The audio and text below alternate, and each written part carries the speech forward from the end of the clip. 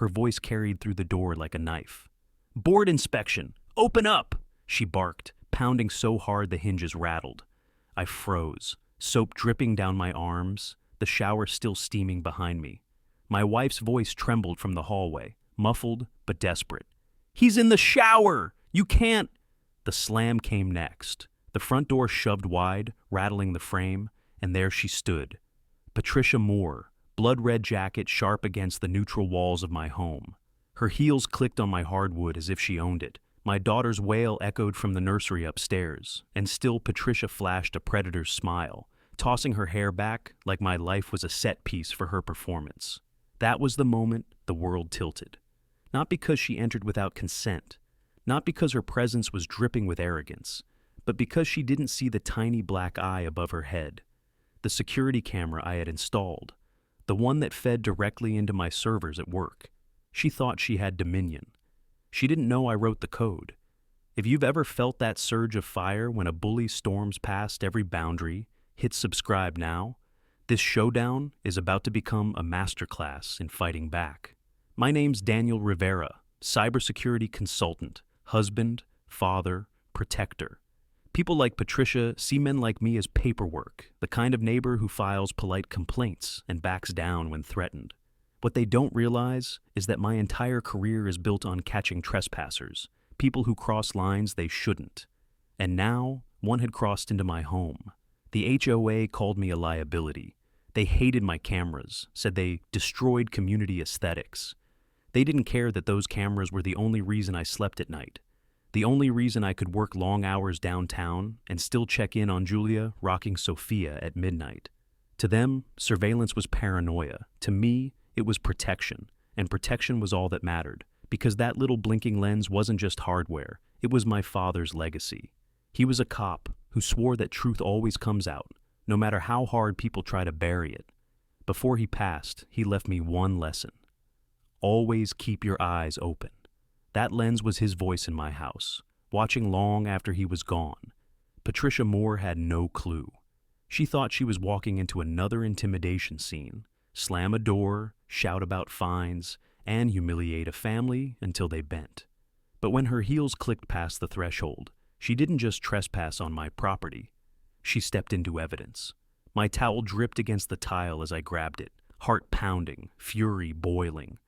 The image of her sneering silhouette burned into my mind. She looked up at my wife's frightened face and said, "Non-compliance has consequences." Then she arched a mocking smile, as if Sophia's cries upstairs were music to her ears. That grin cut deeper than any violation notice she'd ever taped to our door. Because this wasn't about trash bins or lawn care anymore. It was about grip. It was about sway.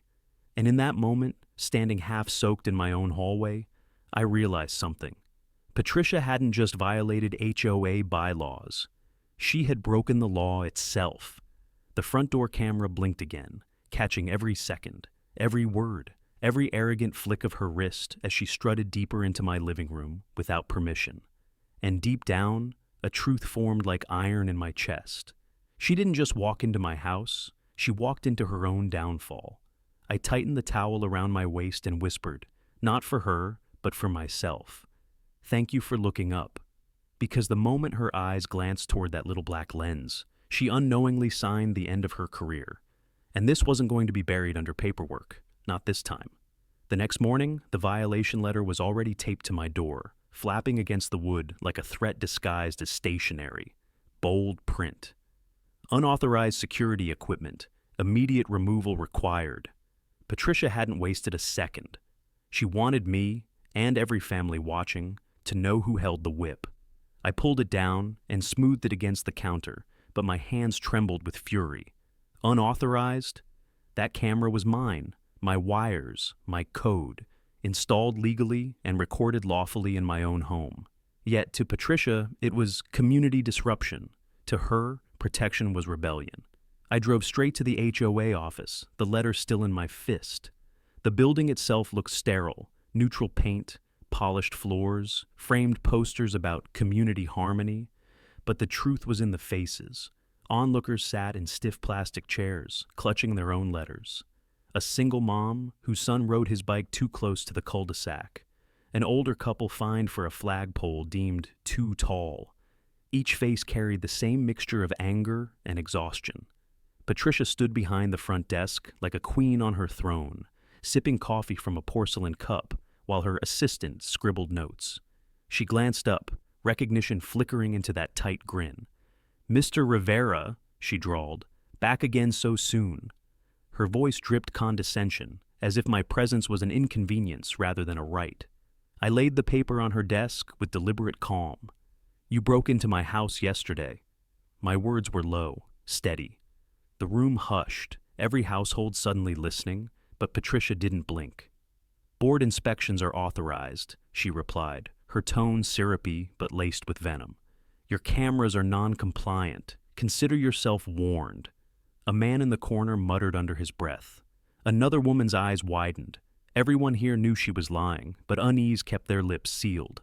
That's what Patricia had built in Willow Creek Estates. Not a neighborhood, but a stage where she controlled every line. I scanned the office walls. Photos of smiling families at HOA barbecues. Pamphlets about safety through unity. It all felt like propaganda pasted over rot. Because the truth was, Patricia thrived on dread. Each fine, each public scolding, each unannounced inspection, they weren't about order. They were about influence. And it wasn't just me. I remembered last summer when she dragged my neighbor, Mr. Chen, into a hearing for planting tomatoes in his front yard. Or when she fined the Alvarez family for stringing Christmas lights one day past the approved removal date. Petty offenses blown into public spectacles, each one leaving households smaller, quieter, more hesitant. That hesitation filled the office now. It seeped into the silence as Patricia tapped her nails against the desk, daring anyone to object. Even the retirees, people who'd spent their lives standing tall, sat hunched with violation slips in their hands. Yet, dread cuts both ways.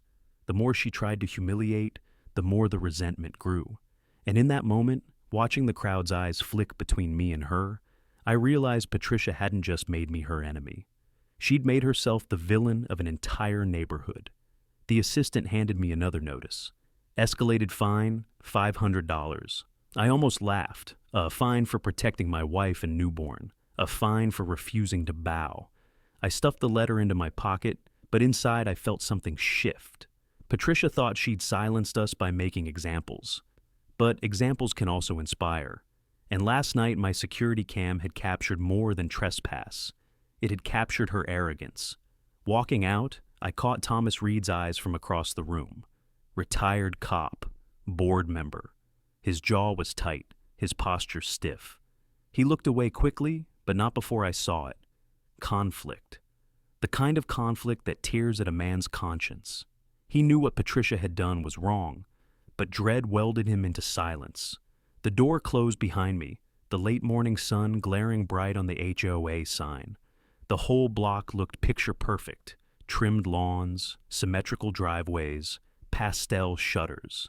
But beneath that veneer, people were trapped in paralysis. And Patricia's mocking curve of lips wasn't just painted on her face. It was stitched into the fabric of this community. As I walked back to my car, violation slip burning in my pocket, the truth hardened inside me. Patricia wanted my cameras gone because she knew what they could do. They didn't just protect me, they revealed her.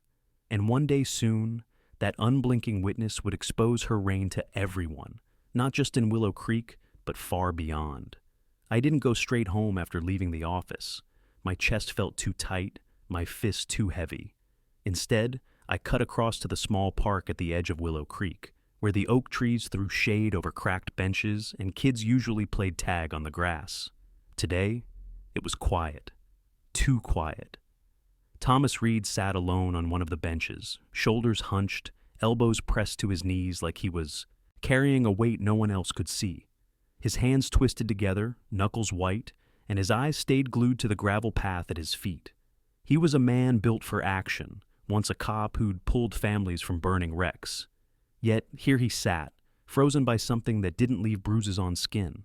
It left them on conscience. I stopped a few steps away. He didn't look up. His jaw worked side to side, like he was grinding words between his teeth, but couldn't swallow them. I could almost hear his silence, thick and suffocating. When I finally sat down beside him, the bench creaked under our combined weight.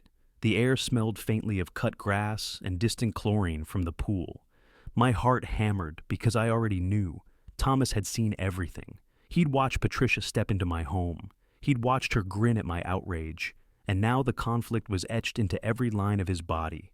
He ran a hand over his face, dragging it down slowly, then let it fall limp against his lap. His leg bounced, restless, the kind of nervous tic that betrayed more than words ever could. His throat bobbed as he swallowed hard. Still, he said nothing. That silence spoke louder than anything. I thought of the families in the office earlier, heads bowed, voices muted, clutching violation slips like unpaid debts that chained them. Thomas was different. He wasn't just another resident living under Patricia's thumb. He was a man who knew the law, who'd lived it, breathed it, enforced it. And that's what made his silence so damning. He turned his head slightly, finally meeting my eyes. Just for a second. Long enough for me to see what he was hiding. Unease. Not of Patricia herself, but of what standing up to her would cost. His wife, his pension, his peace. Anxiety can make even the strongest men bend. A group of kids ran past, their laughter breaking the tension for a heartbeat. But Thomas flinched at the sound, like even joy had become foreign to him in this climate of dread. He clenched his fists, released them, then clenched again. His lips parted as if he might speak, but no words came out. Only a shallow exhale that trembled more than it should. The contradiction cut deep. This was the same man who'd once chased down burglars in alleys, who'd stared down armed suspects, who'd stood in courtrooms with steady testimony. But now, against Patricia's fines and her smear campaigns, he was shackled. And if she could muzzle a man like Thomas, what chance did the rest of the neighborhood think they had? He rubbed his palms together, rough skin rasping. "It's not right." The words slipped out in a whisper so faint I almost thought I imagined them. Then his mouth snapped shut, his shoulders stiffened, and his eyes darted away. He regretted letting even that much escape. I didn't press. Not yet. Pressing now would drive him deeper into his shell. But inside, I knew. Patricia's greatest weapon wasn't her clipboard or her fake authority. It was this silence, this chokehold on courage. We sat there for a long time, the park around us too still, too staged. Finally, Thomas stood, wiping his palms on his jeans. His movements were stiff, almost mechanical. He didn't look at me again. He just muttered, "Be careful," and walked away, his back rigid, his pace too fast to be casual. I watched him go, frustration burning in my chest. Because I knew he held the key. I knew he'd seen Patricia cross the line, and yet hesitation kept him muzzled. The sun dipped lower, shadows stretching across the grass. I pressed my hands against my thighs, grounding myself in the rough denim. Patricia thought silence made her untouchable, but silence cracks. And Thomas Reed was a man on the edge of breaking. By the time I pulled back into my driveway that evening, exhaustion hung off me like soaked clothes. The sun was dipping low, throwing long shadows across the cul-de-sac. I just wanted to sit with my wife, maybe feel the calm of a quiet night. But Patricia Moore wasn't done tightening her grip. Pinned to my garage door was a neon orange notice that practically screamed across the street. HOA! Final warning. Foreclosure proceedings pending. The word foreclosure hit like a hammer against my chest. Families peeked from behind curtains, eyes darting, lips moving in hushed whispers. Patricia knew exactly what she was doing, humiliation as spectacle. She didn't just want compliance, she wanted obedience carved into public memory. The sharp click of heels echoed on pavement. I didn't need to look to know who it was. Patricia strutted up my driveway in her crimson blazer, a thick binder hugged to her chest like a crown jewel, her lips curved in a sharp grin that carried no warmth, only victory. "Michael Torres," she said, savoring each syllable like it tasted better than her morning coffee. "You're officially in violation beyond remedy, unless, of course, you'd like to settle." Her hand extended toward me, but it wasn't an offer. It was a leash. I didn't take it. Her eyes glinted, cold and sharp. She tapped the binder. We can move fast. Liens, foreclosure, public notice.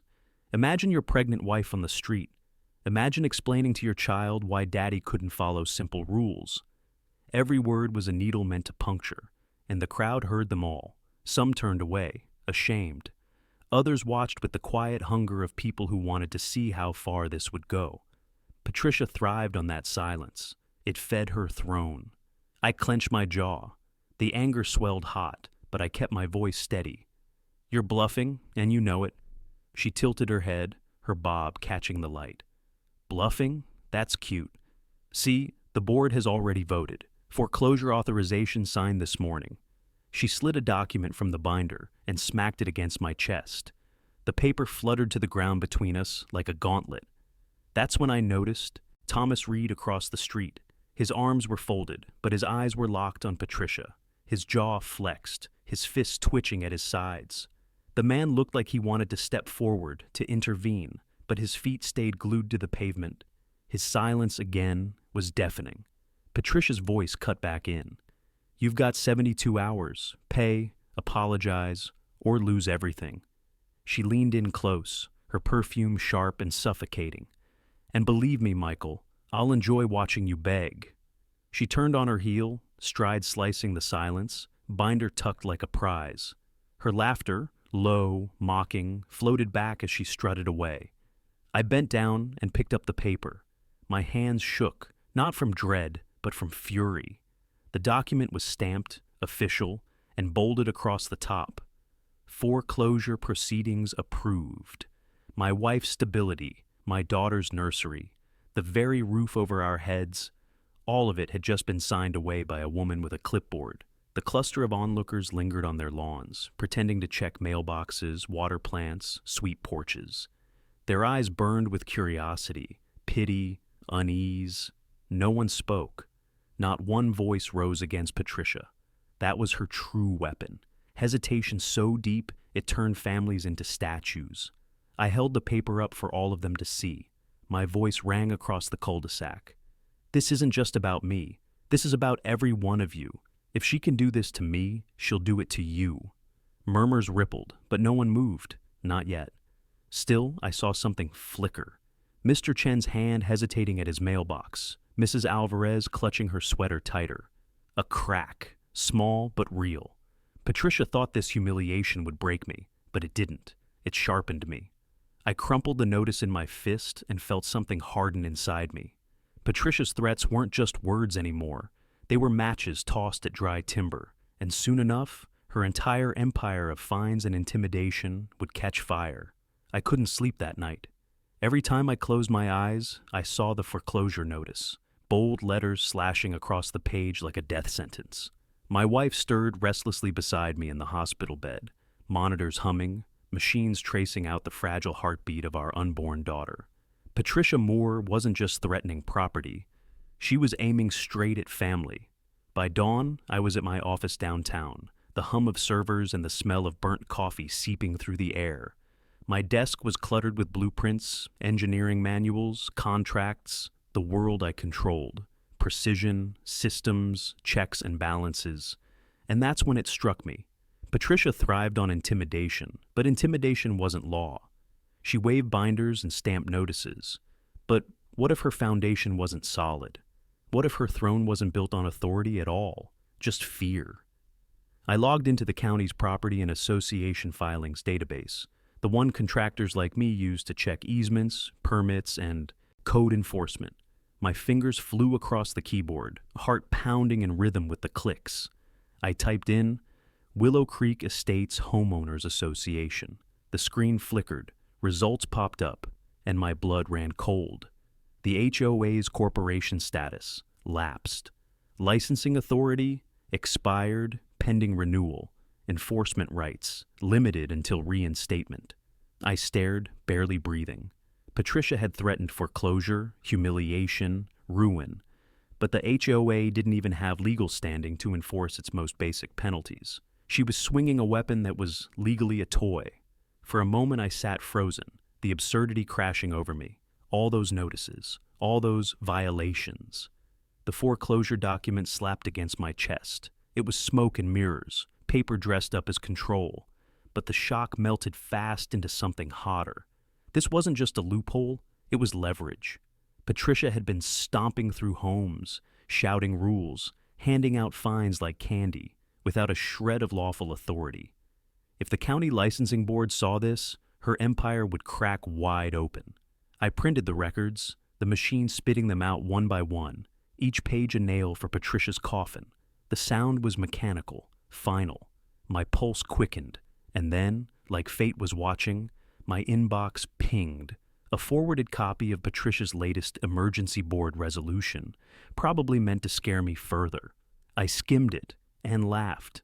Buried in the letterhead was the association's tax ID number.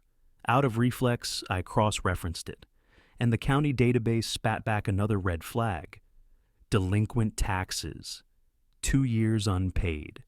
Patricia hadn't just been running an expired corporation. She was steering a sinking ship, and she'd been hiding it from the entire community. I leaned back in my chair, the fluorescent lights buzzing above me like applause. Patricia's threats weren't just illegal, they were desperate. She wasn't the queen of Willow Creek. She was a fraud playing dress-up. I imagined her face when county officials walked in, the binder slipping from her grip, the crimson blazer paling against the reality of a revoked charter, and I knew. I wasn't holding paper, I was holding dynamite. But leverage means nothing if it's hidden. I had to use it, carefully, strategically. The office was empty except for me, but it felt like the walls were closing in with urgency. I stacked the filings into a folder, slipped them into my bag, and whispered to myself, "This is it."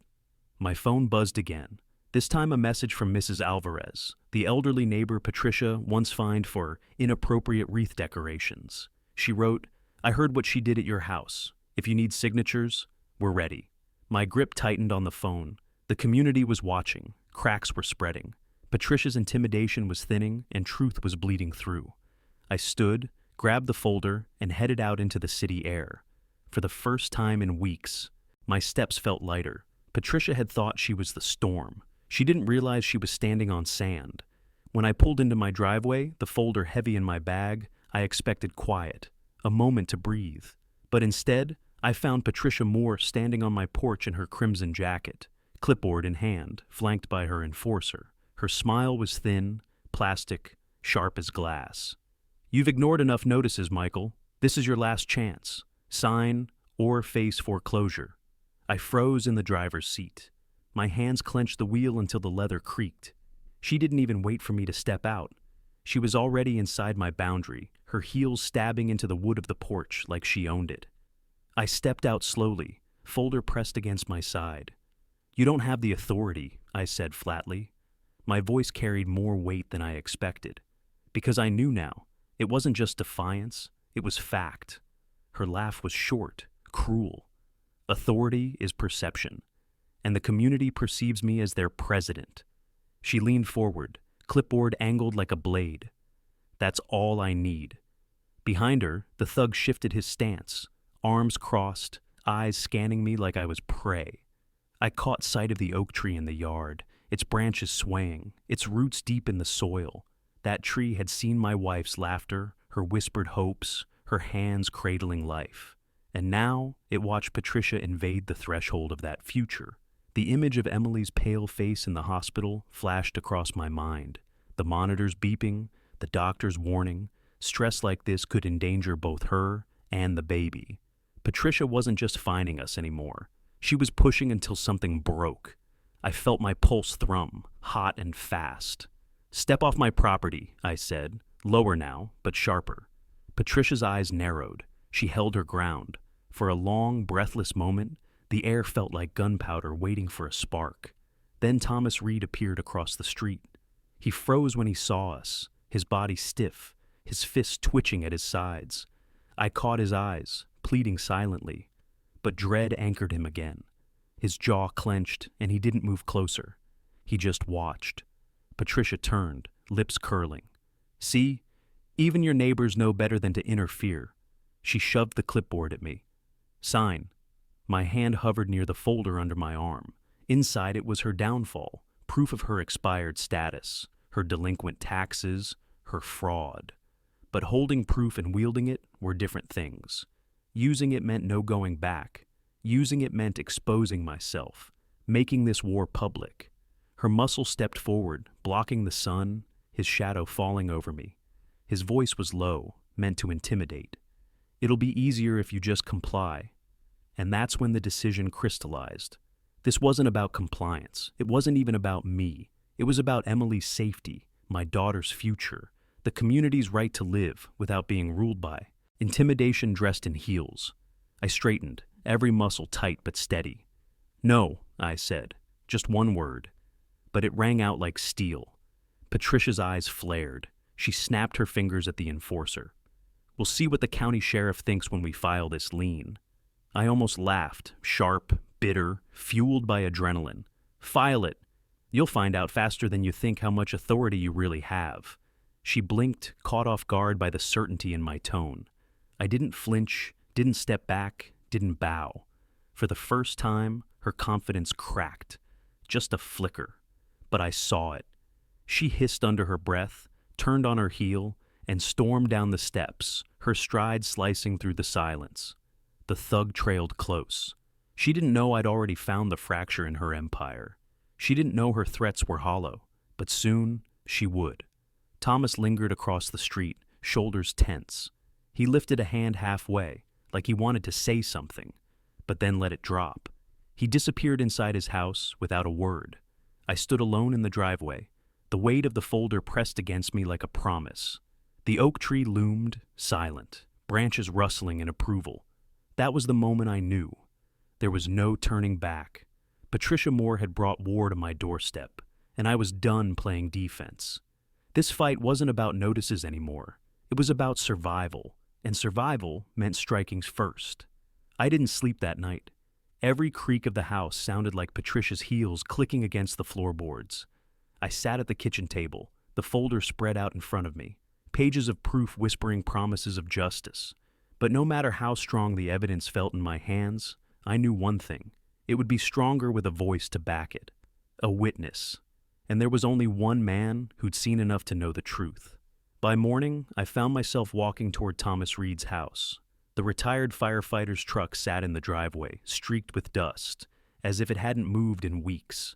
His blinds were half drawn, the air around the place heavy with unease. I knocked once, twice, no answer. Just as I turned to leave, the door cracked open. Thomas stood there, unshaven, eyes ringed with shadows. He didn't invite me in. He just muttered, "Backyard," and shut the door again. I walked around to find him already sitting on a lawn chair, hunched forward, elbows digging into his knees. His hands twisted together, knuckles pale, like a man holding back a confession that wanted out. He didn't look at me when he spoke. "You should have signed that paper yesterday." His voice was gravel, worn down. "She won't stop until you do." I pulled up a chair across from him, the grass damp beneath my boots. "She can't stop me if the law gets there first." I slid the folder onto the table between us. "But law likes witnesses. And you were there, Thomas." His shoulders stiffened. He dragged a hand down his face, groaning like the weight of the world sat on his chest. "Don't put this on me. I've seen what she does to people who talk. The fines, the harassment. She'll make sure my wife can't breathe without paying for it." I leaned closer, my voice steady but low. "She already made sure my wife almost didn't survive. My daughter almost didn't survive." The words cut me even as I said them. "You saw it, Thomas, and you heard her." His eyes finally met mine, darting away just as quickly. He looked like a man pacing inside his own skull, banging on the walls of hesitation. His leg bounced, his jaw clenched, his fists tapped against his thighs in an uneven rhythm. After she screamed," he muttered, voice cracking. "I heard Patricia. She turned to that guard and said, 'Good, now they'll learn.'" His throat tightened around the last word, like it burned on the way out. For a moment, the backyard was silent except for the wind rustling through the fence slats. My pulse roared in my ears. This was it. The truth I needed, spoken aloud. Thomas rubbed his palms together hard, as if trying to scrub away the memory. "She wanted it, Michael. She ordered it. And I just stood there. His voice broke, shame twisting his features. I froze. I reached across the table, tapping the folder. Then don't freeze now. Put it on record. Help me bring her down. His head snapped up, panic flashing across his face. If I testify, she'll bury me alive in violations. She'll drag my wife through hell. Do you understand what that means? I do, I said quietly. Because that's exactly what she's doing to me. His fists tightened. He stood abruptly, pacing the length of the yard like a caged animal. Every step was a war between dread and guilt. Finally, he stopped, back turned to me, shoulders heaving. I can't, his voice cracked. But I also can't carry it anymore.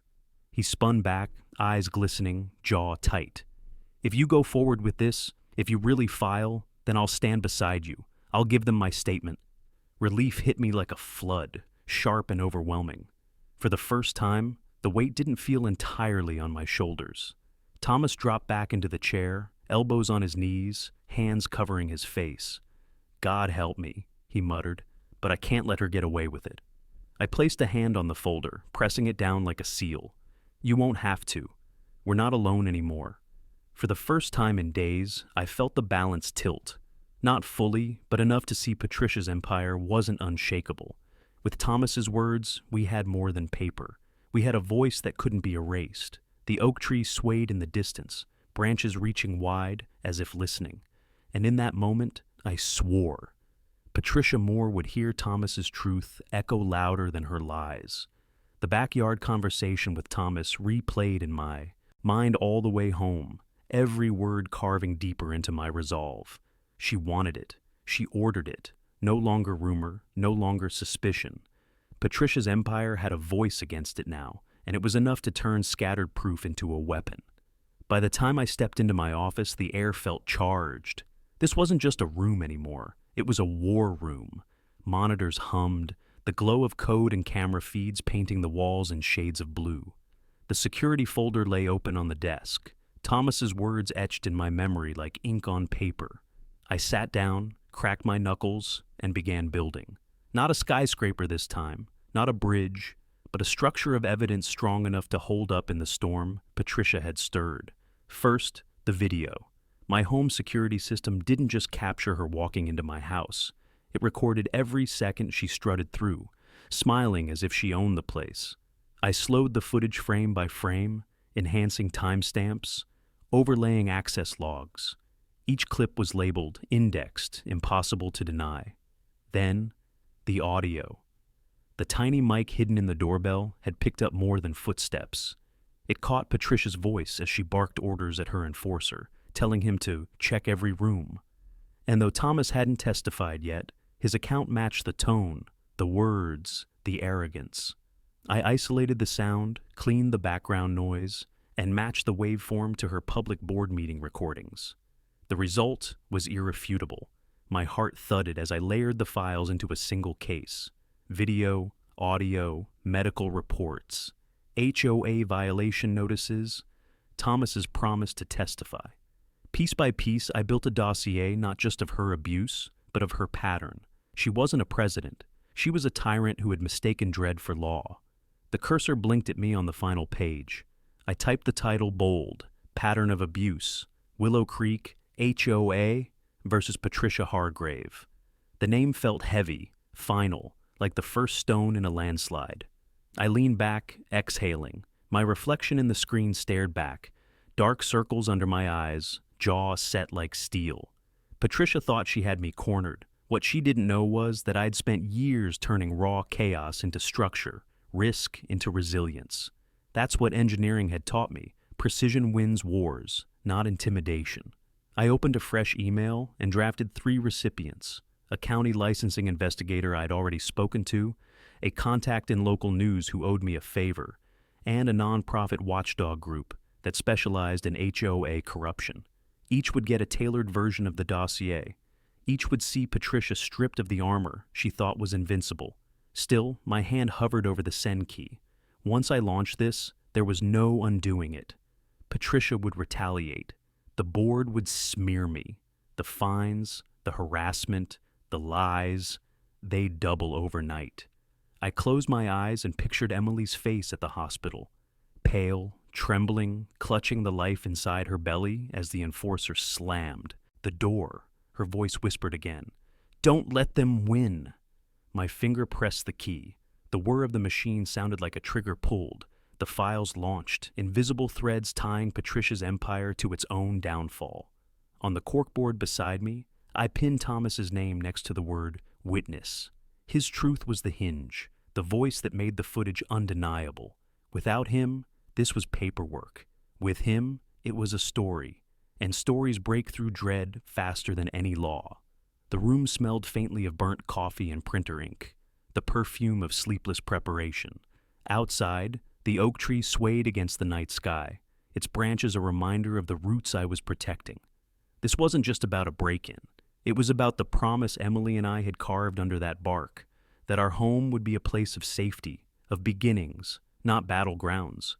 If you've ever felt the fire in your chest when a bully thought they'd won, hit like right now, because this is where the tide turns.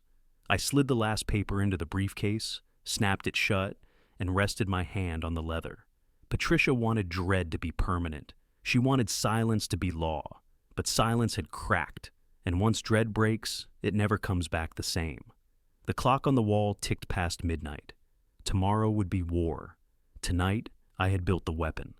I carried the dossier into the reporter's bullpen like it was a live grenade, because in a few hours, it would be. The newsroom smelled of old coffee and printer ink, keyboards clacking like a nervous metronome. Fluorescent light flattened faces, but it couldn't flatten the electricity in the air. I set the briefcase on a cluttered desk, fingers leaving pale prints on the leather, and watched as the editor leaned in over the folders. She didn't ask for drama, she asked for verifiable facts. I gave them to her, slow and precise, because precision was the only kind of fury I trusted. She examined timestamps, cross-checked audio files, and nodded in that quiet way that meant trouble for whoever was on the wrong side. I felt my throat tighten, then release. This was the pivot point. We'd moved from private grudge to public record. I hadn't come here to shout. I'd come to align forces. The reporters' team would make sure our facts would land in a format that couldn't be buried under HOA spin. We set immediate priorities. First, consolidate raw footage into an immutable archive. I handed over files, showed them the chain of custody logs Thomas and I had started, explained the hashing process I'd insisted on to avoid later claims of tampering. I heard a reporter say, "Nice work," and that small praise felt like oxygen. Second, stage a staggered release, an initial expose for tomorrow, then timed follow-ups targeting licensing and criminal intake records. Third, prepare for the hearing live stream, so the moment Patricia tried to reframe things, the room would already have been shown the evidence. Objectively, each step was a pressure point. Each pressure point had to be turned in sequence. After the editorial meeting, I moved into canvassing mode. I walked the block again, not as a man chasing adrenaline, but as someone collecting pieces for an engineered collapse of a lie. Families who'd been reluctant before handed me raw clips. A teenager offered the shaky vertical video that captured the enforcer's arrogant laugh. The Martinez family surrendered a time-stamped ring cam transfer that showed Patricia's sedan idling near the oak. I logged every transfer, watched as disparate fragments snapped into a single sequence of actions. The mosaic was ugly and clear. It matched the hospital timeline. It matched Thomas's breathing when he'd finally told the truth. Back at the newsroom, tech volunteers built a playback timeline. They stitched audio to video and annotated every frame with metadata. I watched the waveform of the enforcer's voice spike at the same second a sensor registered a heavy slam. The overlap was the kind of forensic match that didn't care for PR theatrics. I briefed the reporter on how we'd present that overlay. Simple, undeniable, and shareable. We discussed headlines and legal safe phrasing. The lawyer the paper consulted emphasized avoiding speculative language. Facts first. Context second. Consequences third. I also coordinated with the precinct liaison. A sergeant agreed to be on the record that an officer would attend the hearing and remain in the room during testimony. That presence did two things. It offered protection for witnesses, and it signaled to the licensing board that this had escalated into official scrutiny. The sheriff's involvement would constrain Patricia's theatrics and reduce her options for intimidation. I felt vindicated by the sergeant's pragmatic tone. When law enforcement treated a neighborhood assault as more than a complaint, we were no longer fighting alone. There were tactical calls to make about optics.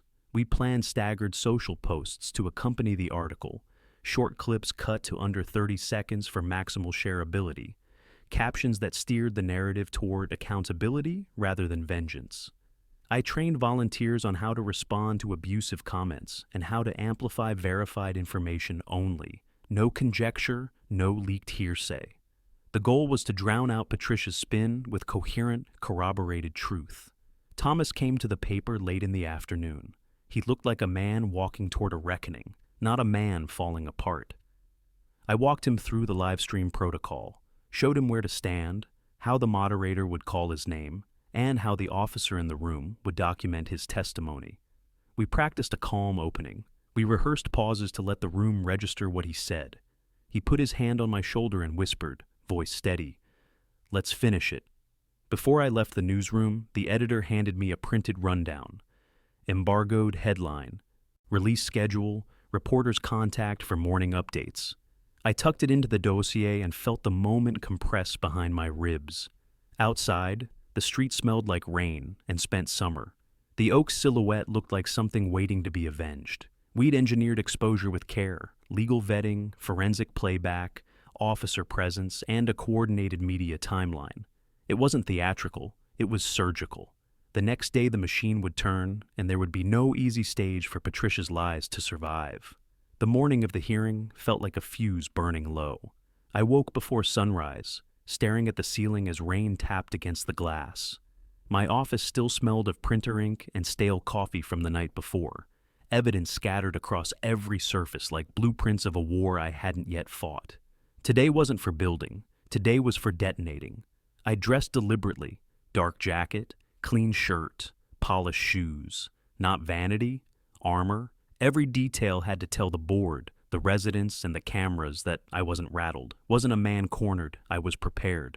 I clipped the briefcase shut with the dossier inside and slid Thomas's signed statement into the front pocket. Its edges pressed against my palm like a live wire. By the time I reached the community center, the parking lot was already swelling with cars. Residents lingered near the entrance, huddled under umbrellas, voices low and urgent. Normally, Patricia loved mornings like this, an audience for her theater of control. But today, the stage had been rebuilt. Inside, the fluorescent lights hummed above rows of folding chairs, the kind that collapsed if you leaned too far back. Residents filled them slowly, phones in hand, thumbs hovering over live stream apps. The air was thick with something new, not just hesitation, expectation. The kind that made your pulse race even before the show began. I set the briefcase on the front table, feeling every eye track the motion. A few gasps rippled as I opened it, the plastic sleeves inside reflecting the overhead glow. The oak tree wasn't here physically, but I felt its weight anyway, memory and promise, standing invisible but strong at my back. Thomas slipped into the second row, his posture rigid, jaw tight. His hands twitched against his thighs, but his eyes didn't dart away this time. Hesitation still clung to him, but beneath it was something sharper. Resolve. Across the aisle, Mrs. Alvarez clutched the petition, her lips whispering to a neighbor about the sheriff's presence. The deputies arrived quietly, taking up positions at the back wall. Just their uniforms shifted the air, tilting the balance. Patricia arrived last, of course. The tyrant in heels clicked across the tile, crimson jacket catching every eye. She didn't carry papers. She never needed them. Authority had always been her prop. She scanned the room, lips curving as she spotted me at the front. To her, this was another performance, where she'd cut me down with fines and humiliation. I didn't rise to meet her sneer. Instead, I laid the first document on the table, Emily's hospital record, heavy with medical codes and signatures. I didn't have to say a word. The sight of it alone drew sharp inhales from the crowd. Patricia tapped the microphone, the sound cracking like a whip. "This hearing addresses repeated violations by Michael Torres and his household," she began, voice smooth, almost sweet. "Failure to comply with board orders has endangered the harmony of Willow Creek Estates." Her performance was flawless, but the rhythm was off. Phones hovered, deputies watched, and the dossier on the table was a loaded gun waiting to fire. I glanced at Thomas. He swallowed hard, then gave me the faintest nod. Timing mattered. This wasn't just my fight anymore. It was ours. I took a steady breath and placed the second piece of evidence on the table. The county licensing record showing the guard who slammed that door wasn't licensed to touch a soul. My voice came low but clear. Before we discuss flowers and trash cans, let's discuss criminal liability. The words cracked through the room like lightning. Murmurs surged. Phones tilted higher. Patricia's grin flickered, a hairline fracture spreading across her composure. I didn't press further. Not yet. Precision, not passion, would end her reign. If you've ever stood in the room where intimidation finally shifted sides, you know the electricity that pulses in your bones. That's where I stood now, dossier in hand, truth lined up like dominoes, the crowd's silence taut as a wire. Tomorrow, Patricia might still believe this was her stage, but tonight, the script was mine. Patricia leaned closer to the microphone, trying to reclaim the room with her favorite trick, volume over substance. This board will not be intimidated by theatrics, she snapped, her eyes flicking at the deputies as if daring them to side against her. But the weight of silence in the hall wasn't hesitation anymore. It was calculation.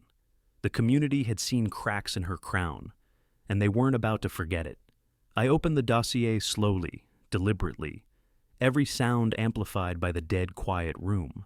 My fingertips slid across the plastic sleeves until I pulled out the security cam stills, the grainy frames of her entering my house while I was showering. The moment the images hit the projector screen, the audience erupted. Gasps, whispers, even a few angry shouts ricocheted off the walls. Patricia's face drained pale, her jaw clenching hard enough to tremble. She tried to pivot. "Those are doctored," she started, but the reporter from the Gazette, seated in the second row, cut her off. "We've already verified the timestamp hashes and cross-referenced the chain of custody." The words weren't dramatic, but they landed harder than any accusation. The crowd knew. Patricia wasn't facing me. Anymore, she was facing evidence that didn't bend. Residents turned to one another, their murmurs growing into sharp voices. She broke into his house. She used the guard as muscle. We trusted her. Every word chipped away at the control she'd hoarded for years.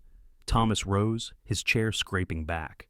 For a second, he froze, shoulders hunched as though the weight of betrayal might crush him. Then he stepped forward, one hand trembling but steady enough to reach the mic. His voice cracked, but it carried. She told us she could do whatever she wanted, that no one would dare challenge her. I saw the guard brag about it after, laughing about slamming the door, and I stayed quiet. But not anymore. The room shifted. Families who'd once looked at Thomas with suspicion now saw him as the man who'd broken rank, who'd risked being crushed to speak truth. A standing ripple of nods passed through the rows. Mrs. Alvarez clutched her petition tighter, tears welling in her eyes. Patricia tried again, louder, shriller. "You're all fools if you believe this circus." But her words drowned beneath the swell of voices. Residents rose, phones up, live streams flowing out to hundreds, maybe thousands already tuned in. Some stood just to make it harder for her to ignore them. "We're done, Patricia," one voice shouted, breaking the dam. Others followed. "Resign! We want you out." The board members shifted uneasily, their loyalty eroding under the weight of raw public exposure. The treasurer whispered urgently to the secretary. Even they knew the tide was irreversible. The deputies moved forward, not to silence the crowd, but to flank Patricia. Their presence wasn't subtle anymore. The sergeant addressed the microphone calmly. "Given the evidence presented in the complaint under investigation, Mrs. Hargrave, you're not free to leave until statements are taken." Her mouth opened, closed, opened again. The tyrant in heels, the queen of fines and threats, reduced to silence in front of the very people she had ruled. I didn't gloat. I didn't need to. Instead, I leaned into the microphone and let the words drop clean. This isn't just about me. It's about every family here who's been fined, bullied, or humiliated. Tonight, the curtain comes down. We're not afraid anymore. The roar that followed wasn't chaos. It was release. Onlookers stood shoulder to shoulder, Residents who'd avoided eye contact now united in defiance. For years, Patricia had wielded intimidation like a weapon. Tonight, hesitation had changed sides. The dossier lay open on the table, evidence shining under the harsh lights. My hands no longer trembled. The public confrontation was complete. Tomorrow, the paper would run the headline. Tonight, the community itself had already rendered judgment. By the time the hearing adjourned, the room no longer felt like the sterile community hall it had been for years. It felt like a battlefield we had finally won. The deputies escorted Patricia toward a side door, her heels clicking against the tile, but without the authority she once believed those sounds carried. Families didn't part for her now. They stared, some recording, others whispering, but no one flinched away. Power had shifted hands, and she could feel it. The board scrambled to recover. The treasurer announced a special election would be scheduled, voice brittle but clear. The secretary, Laura, looked straight at me for the first time without flinching. Her eyes didn't carry dread anymore, only relief. She had chosen her side, and she knew history would remember it. I stepped outside into the damp night air, and the smell of wet asphalt mixed with the faint sweetness of the desert blooms. The oak tree across from the community center stood tall, its branches dark against the glow of streetlights. For weeks it had been a reminder of violation, of something sacred defiled. Tonight it stood as a monument, proof that roots could outlast storms. Rachel slipped her hand into mine. Her grip was soft but unyielding, and I realized I wasn't trembling anymore. The paranoia that had crept into every shadow of our home was gone. In its place was something steadier, trust. Not in the HOA, not in any system built on intimidation, but in the resilience of people who refused to bow. Families gathered in clusters outside, their voices a rising current of determination. Mrs. Alvarez spoke of forming a resident coalition. Others mentioned filing formal complaints with the state. A few simply exchanged numbers, bonds forming where silence had once divided us. For the first time in years, Willow Creek Estates wasn't just a neighborhood. It was a community. The reporter from the Gazette approached, notebook in hand, already shaping tomorrow's headline. Security cam footage ends reign of HOA tyrant, or something like it. But I knew this wasn't just a headline. It was a warning shot to every petty tyrant who believed power gave them immunity. Patricia's career wasn't just over. It was a message carved into the record. Even queens of small fiefdoms could fall. Later that night, I stood at the threshold of my home. I looked up at the silent witness above the door, the same black glass eye that had captured everything. For weeks, it had been my reminder that paranoia had a purpose. Tonight, it was more than a camera. It was a promise. That truth, however small, could end an empire of lies. I thought of Thomas, his voice cracking but unwavering in front of the crowd. Of Laura, her hand shaking when she passed me her notes. Of residents who had once hidden behind curtains but now shouted in the open.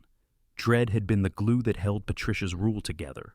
We had dissolved it, piece by piece, until nothing remained. Justice didn't feel like fireworks. It felt like breath returning after being held too long. It felt like Rachel's hand in mine, steady and warm. It felt like the community standing taller, freer, no longer tiptoeing under the weight of manufactured intimidation. Patricia Hargrave would face legal consequences now: trespassing, assault by proxy, misuse of authority. The guard's license was already revoked, his swagger gone. The headlines would finish the job the residents had started tonight. But the true victory was quieter. The return of dignity, the end of silence. If you want more stories of homeowners standing up to HOA tyranny, hit subscribe right now, share your story in the comments, and let me know where you're watching from.